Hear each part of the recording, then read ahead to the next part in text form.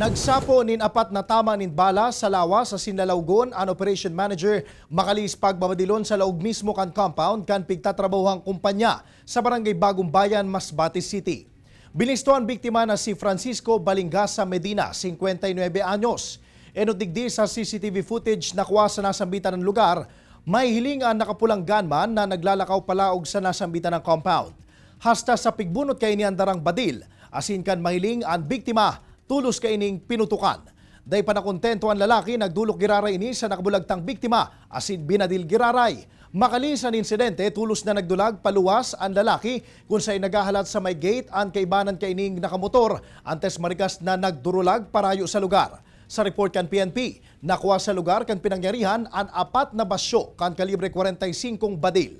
Sa ngunya, nagpapadagos pa ang investigasyon kan kapulisan ganing maaraman ang motibo sa pambabadil asin ang mga suspect na nasa likod kan insidente. Sa ngayon po ay patuloy pa rin gumagawa ng in-depth investigation ang Masbate City Police Station sa pangunguna ni Police Lieutenant Colonel Yadok.